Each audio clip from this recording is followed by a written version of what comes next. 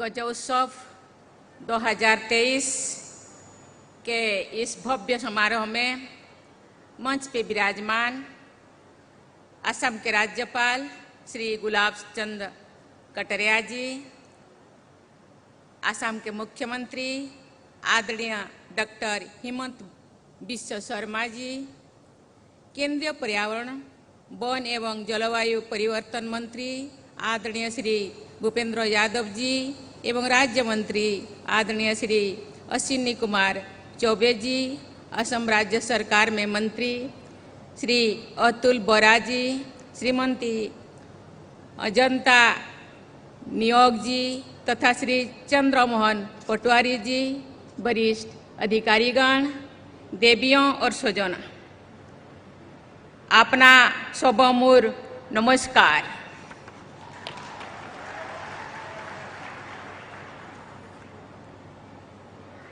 गजोत्सव का उद्घाटन करके मुझे बहुत प्रसन्नता हो रही है। भारत सरकार द्वारा प्रायोजित प्रोजेक्ट एलिफेंट के 30 वर्ष संपन्न हो रहा है। उस महत्वपूर्ण प्रोजेक्ट से में जुड़ी इस उत्सव के आयोजन के लिए केंद्र सरकार के पर्यावरण वन एवं जलवायु परिवर्तन मंत्रालय तथा असम गवर्नमेंट के सीएम, गवर्नर, वन विभाग के सभी कर्मचारियों एवं अधिकारियों को मैं सराहना करती हूँ, नमस्कार करती हूँ।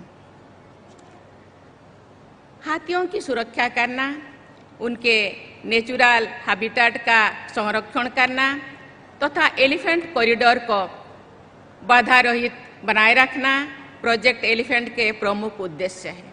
साथ ही ह्यूमन एलिफेंट कॉन्फ्लिक्ट से जुड़े समस्याओं का समाधान करना इस प्रोजेक्ट का लक्ष्य भी है और चुनौती भी है। ये सभी उद्देश्य एक दूसरे से जुड़े हुए हैं। कैप्टिव एलिफेंट्स के हित में कार्य करना भी प्रोजेक्ट एलिफेंट का उद्देश्य है। ह्यूमन एलिफेंट कॉन्फ्लिक्ट सदियों से एक मुद्दा बना हुआ है। प्राचीन संस्कृति कवि त्रिपुरारी पाल ने लिखा था कि हाथी का बंधन में डालकर मनुष्यों को अपनी बुद्धिमत्ता का गर्व नहीं करना चाहिए। ये तो हाथी का शांत और विनयशील स्वभाव है, जिसके कारण वो बंधन को स्वीकार कर रहा है। यदि क्रोध से आकर वो अपने विनय को छोड़ दे तो वो सब कुछ तहस नहस कर सकता है।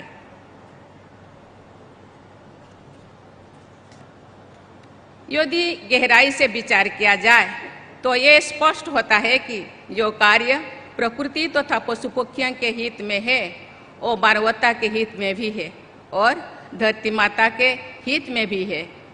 जो मंगल और हरे भरे क्षेत्र एलिफेंट रिजर्व है और सभी बहुत प्रभावी कार्बन सिंक भी है।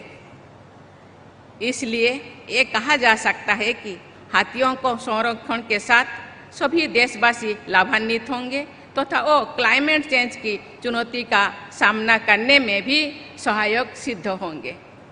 ऐसे प्रयासों में सरकार के साथ साथ समाज की भागीदारी भी जरूरी है। देवियों और स्वजनों, प्रकृति और मानवता के बीच एक बहुत पवित्र रिश्ता होता है। ये रिश्तों की पवित्रता ग्रामीणों और आदिवासी समाज में अभी भी दिखाई देती है।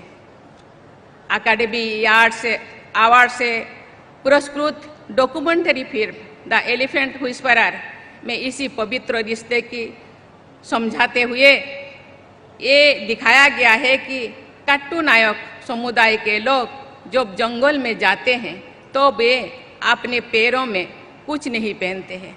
सामान्य रूप से लोग अपने जूते चप्पल उतार के ही पवित्र स्थानों पर जाते हैं। मैं जब आज जीप सफारी में गई, यहाँ के वन्य अधिकारियों में भी मुझे समझा रहे थे।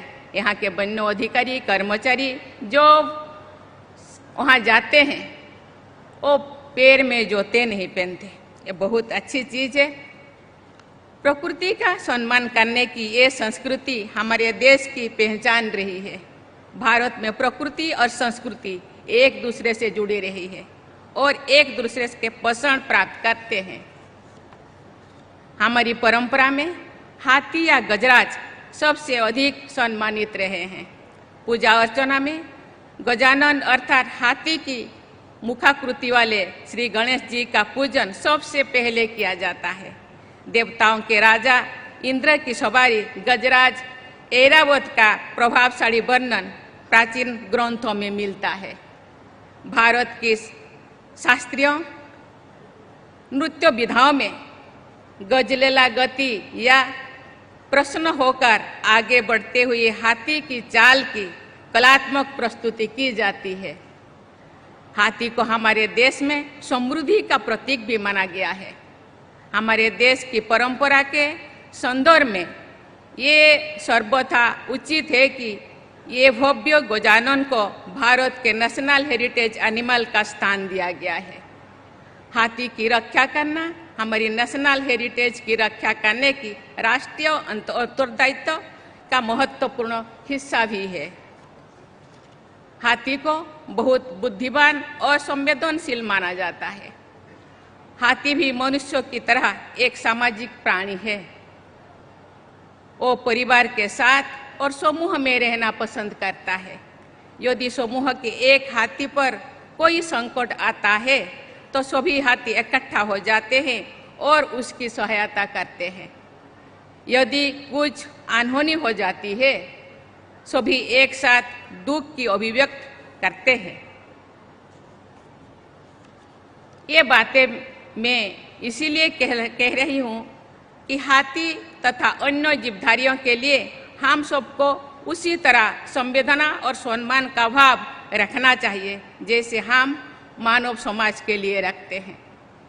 मैं तो ये भी कहना चाहूँगी कि निस्वार्थ प्रेम का भाव पशु पक्षियों में अधिक होता है। उनके मानव समाज को सीखना चाहिए।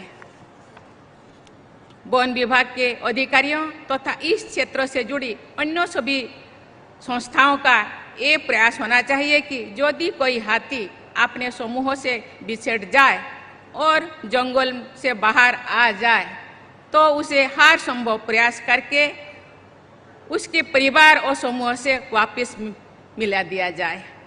जैसे मेले में भूले के बच्चे को उनके माता पिता से मिलाया जाता है। यदि किसी कारण से उन्हें वापस उनके परिवार से ना मिलाया जा सके तो उन्हें बहुत प्यार से अपने पास रखना चाहिए। मैं जिस परिवार से या जिस संस्कृति से आई हूँ और पली बढ़ी हूँ वहाँ प्रकृति और पशु पक्षियों के प्रति सम्मान का भाव मैंने देखा है। झारखंड, पश्चिम बंगाल और ओडिशा में रहने वाले हाथी भी मेरे जन्म स्थान के क्षेत्र से गुजरते रहते हैं। सभी बच्चों को हाथी बहुत प्यारे लगते हैं। मुझे भी बचपन से ही हाथियों से लगाव रहा है।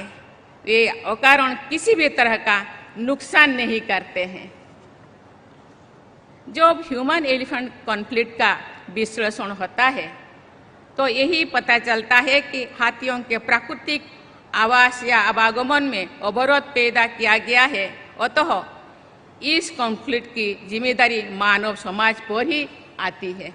इसलिए मानव समाज को हमेशा संवेदनशील और सचेत रहना चाहिए और उनसे प्यार से व्यवहार करना चाहिए। देवियों और स्वजनों, हमारी आध्यात्मिक परंपरा में भी मानवता, प्रकृति और पशु पक्षियों की एकात्म होने पर जोर दिया गया है। समस्त प्रकृति से तथा जीव जगत से प्रेम करने का यही भारतीय आदर्श द एलिफेंट विस्परर नामक फिल्म में दिखाया गया है।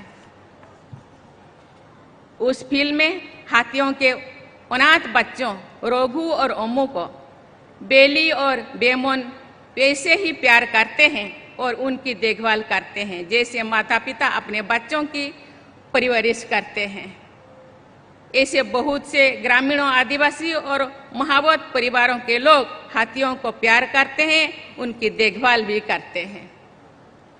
बेली और बोमन की तरह उनकी कहानी भी सबके सामने आना ही चाहिए। बेली और बेमन जैसे प्रेम का आदर्श प्रस्तुत करने वाले अपने देशवासियों पर मुझे गर्व है और मैं उस सब के प्रति हृदय से सम्मान व्यक्त करती हूँ। देवियों और स्वजनों, असम के काजीरंगा नेशनल पार्क और मानस नेशनल पार्क केवल भारत ही नहीं बल्कि पूरी विश्व की अनमोल विरासत है। इसीलिए इन दोनों विशाल स्थान सुंदर उद्यान को यूनेस्को द्वारा वर्ल्ड हेरिटेज साइट का दर्जा दिया गया है। मुझे बताया गया है कि जंगली हाथियों की कुल संख्या की दृष्टि से असम का देश में दूसरा स्थान है। यहाँ मानव समाज की देखरेख में रहने वाले हाथियों की संख्या भी बहुत बड़ी है। इसीलिए गौज उत्सव के आयोजन हेतु असम का एक काजीरंगा उद्यान बहुत ही उपयुक्त स्थान है। प्रोजेक्ट एलिफेंट तथा गौज उत्सव के उद्देश्यों में सफलता के लिए सभी स्टेक होल्डर्स को मिलकर आगे बढ़ना चाहिए। स्कूल के बच्चों में प्रकृति तथा जीव जंतुओं के प्रति जागरूकता और संवेदनशीलता का प्रसार करना बहुत ही महत्वपूर्ण कार्य है। हमारी सभी परंपरागत पर्व प्रकृति के लय के साथ जुड़े होते हैं। असम का रंगली बिहू भी प्रकृति के उल्लास को व्यक्त करता है। कल जब मैं यहाँ आई, आपके चीफ मिनिस्टर, हम सबके बहुत प्यारे हिमंत बिश्व शर्मा जी एवं गवर्नर साहेब यहाँ गजोत्सव के उद्देश्य से एक नृत्य संगीत का आयोजन किए थे। वहाँ भी बिहू का एक झलक हम लोगों ने देखा, क्योंकि मुझे लगता है मैं पब्लिक लाइफ में बहुत दिन से रही हूँ।